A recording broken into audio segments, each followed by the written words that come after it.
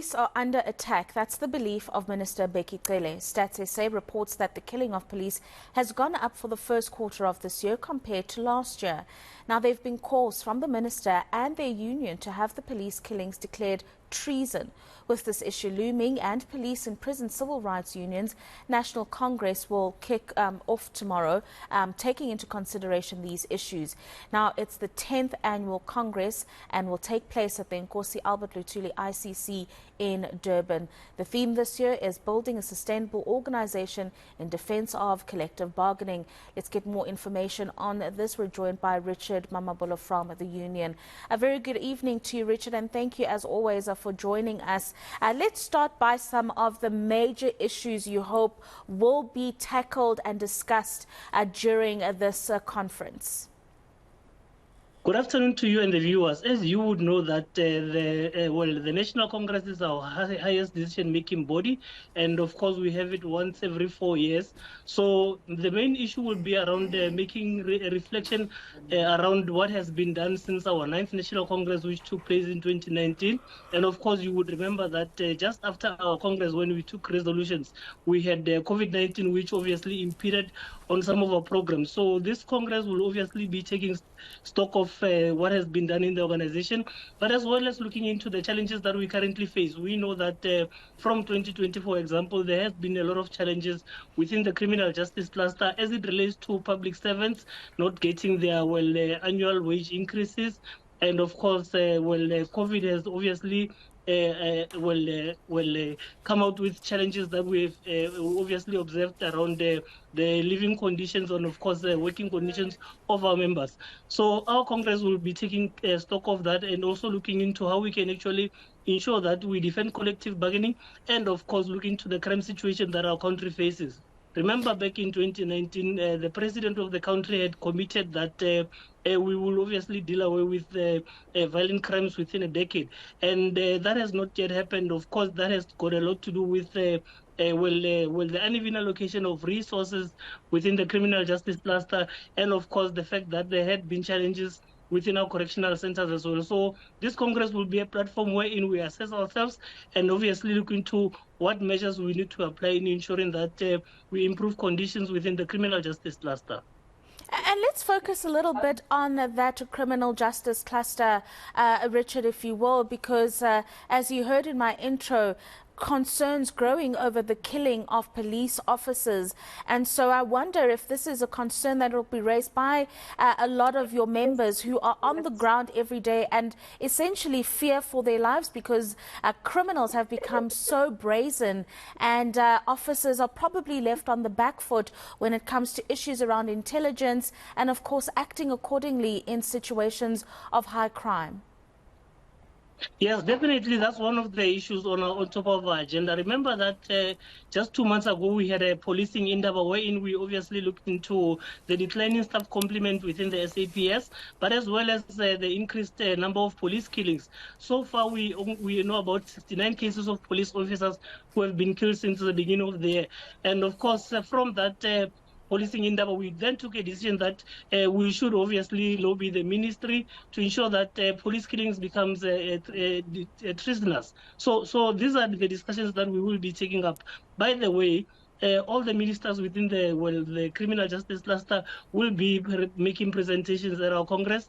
And of course, one of the things that we have also identified has been the fact that the entire criminal justice system has been working in silos. We would want to ensure that the SAPS, the judiciary, and of course the DCS work well. There's some form of synergy that is formed between the three, because in most cases police would only be responsible for presenting suspects within the courts, and of course then the courts take decisions, and that informs the number of people who are then incarcerated. So we also believe that there should be some form of synergy. But as it relates to the challenges that our police are facing, it has got a lot to do with the uneven allocation of resources. And of course, with the recent austerity measures, it then means that there are not sufficient funds to ensure that we increase boots on the ground.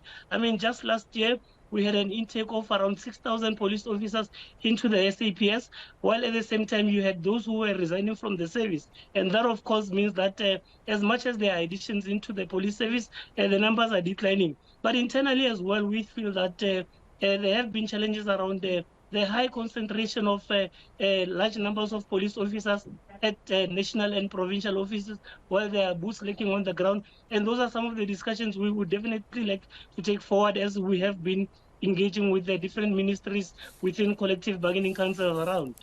Yeah, and I suppose while we look at the increasing victimization of police officers, Richard, we must also look at how other police officers are compromised by officers who choose to engage in criminal activity, whether it's bribes or illegal firearm distribution, the disappearance of evidence. Those are the bad weeds that will also need to be rooted out, and I suppose that's going to be an important part of the conversation, because ultimately we want to trust our police officers and their reputation matters.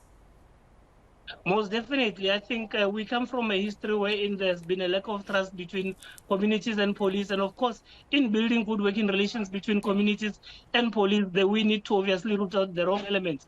And of course, I think, unfortunately, most reports that have come out have been focused on that, whilst we still have a lot of police officers who remain committed to serving the people of South Africa. So we do agree that indeed there are wrong elements. And of course, I think part of the discussions will look into how we can actually ensure that we discourage members from participating in any rogue activities, so that we then build good working relations between police and communities.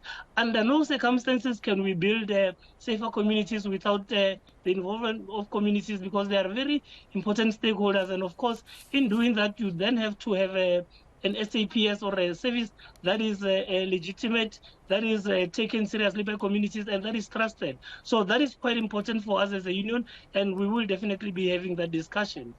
Yeah, finally, Richard, if you will, how do you encourage young people who are fresh out of the school system to join the police service? Because while we know that there are issues around money as an issue of resources, the lack of boots on the ground in communities is also a big concern. So how do you encourage a young person to join the South African police service when they're fresh out of school and they don't necessarily want to go to a university?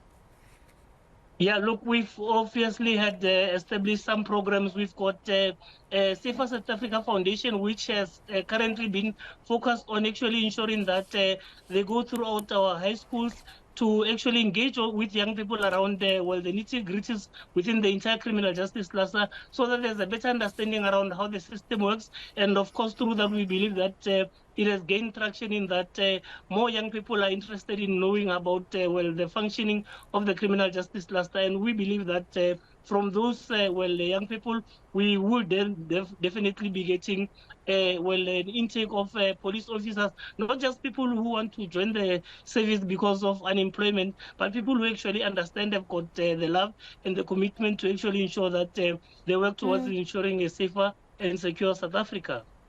Richard, thank you very much, and we wish you the very best of luck as that Congress gets underway. That is Richard Mamabolo from Popcru joining us this evening.